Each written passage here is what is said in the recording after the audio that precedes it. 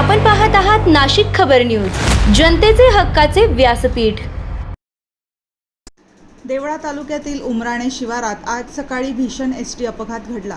राष्ट्रीय मुंबई आग्रा महामार्गावर Shahada डेपोची ST bus रस्त्याच्या कडेला असलेल्या गुलमोहराच्या झाडावर जाऊन आदळल्याने मोठी दुर्घटना घडली।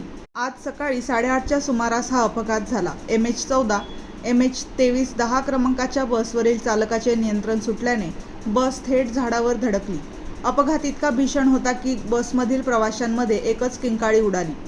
बसमध्ये सुमारे 25 ते 30 प्रवासी होते।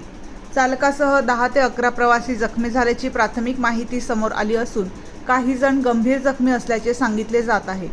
अपघातानंतर स्थानिक नागरिकांनी तात्काळ घटनास्थळी धाव घेत मदत कार्य सुरू केले। जखमींना तातडीने रुग्णालयात दाखल करण्यात आले। दरम्यान वारंवार होत असलेल्या एसटी अपघातांमुळे राज्य परिवहन महामंडळाच्या कारभारावर प्रश्नचिन्ह उपस्थित केले जात आहे। बसची तांत्रिक तपासणी झाली होती का? चालकावर कामाचा ताण होता का? अशा अनेक प्रश्नांची चर्चा आता सुरू झाली आहे। घटनेची माहिती मिळताच देवळा पोलीस ठाण्याचे पोलीस निरीक्षक सार्थक नेहते घटनास्थळी दाखल झाले। पोलिसांनी पंचनामा करून पुढील तपास सुरू केला आहे। नाशिक खबर प्रतिनिधी दादाजी हिरे।